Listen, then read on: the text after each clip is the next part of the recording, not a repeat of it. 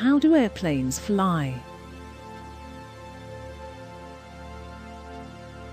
Airplane flight is one of the most significant technological achievements of the 20th century.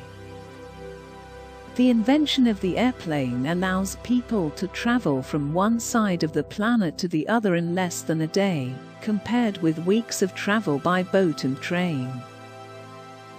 Understanding precisely why airplanes fly is an ongoing challenge for aerospace engineers, who study and design airplanes, rockets, satellites, helicopters and space capsules.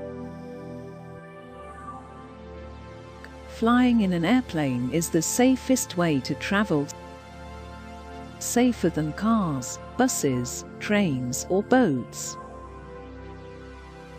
Although aerospace engineers design aircraft that are stunningly sophisticated, you might be surprised to learn there are still some details about the physics of flight that we don't fully understand. There are 4 forces that aerospace engineers consider when designing an airplane: weight, thrust, drag, lift.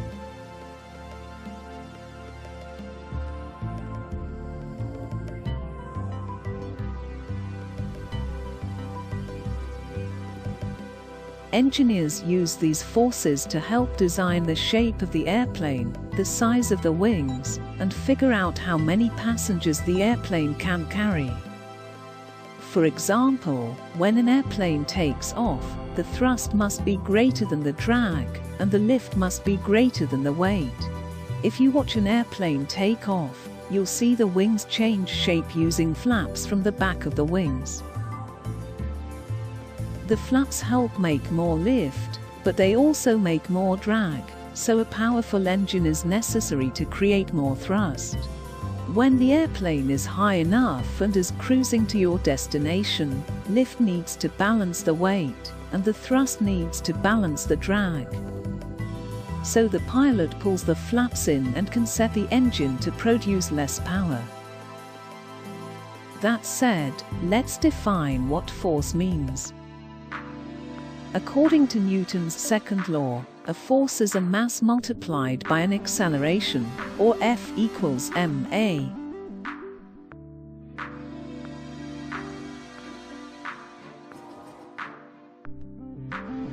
A force that everyone encounters every day is the force of gravity, which keeps us on the ground.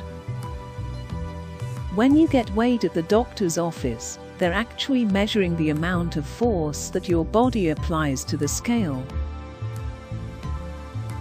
When your weight is given in pounds, that is a measure of force. While an airplane is flying, gravity is pulling the airplane down. That force is the weight of the airplane. But its engines push the airplane forward because they create a force called thrust.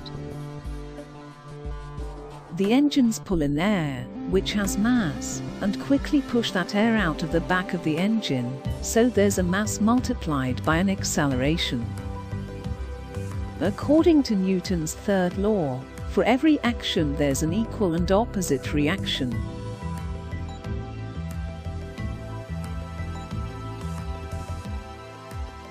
When the air rushes out the back of the engines, there is a reaction force that pushes the airplane forward.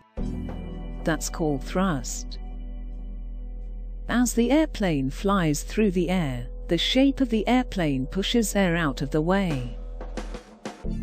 Again, by Newton's third law, this air pushes back, which leads to drag. You can experience something similar to drag when swimming. Paddle through a pool, and your arms and feet provide thrust. Stop paddling, and you will keep moving forward because you have mass, but you will slow down. The reason that you slow down is that the water is pushing back on you. That's drag. Lift is more complicated than the other forces of weight, thrust and drag. It's created by the wings of an airplane, and the shape of the wing is critical. That shape is known as an airfoil. Basically, it means the top and bottom of the wing are curved, although the shapes of the curves can be different from each other.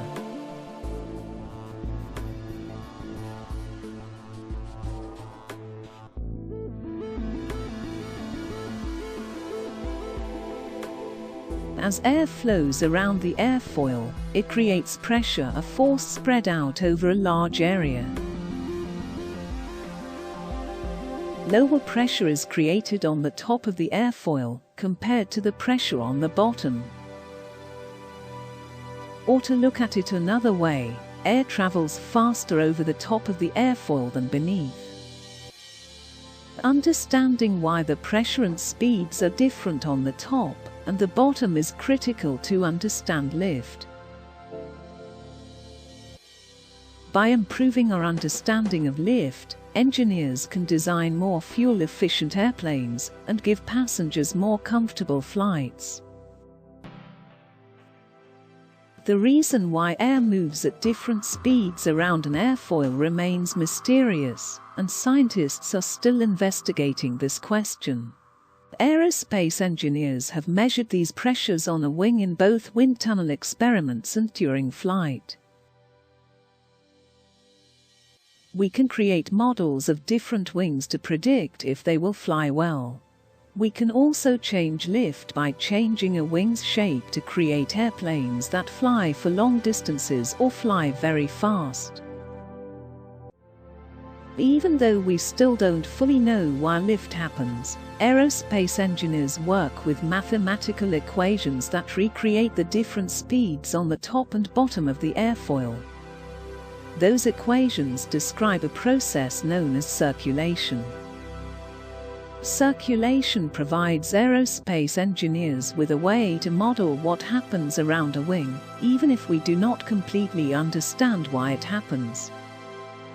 In other words, through the use of math and science, we are able to build airplanes that are safe and efficient, even if we don't completely understand the process behind why it works.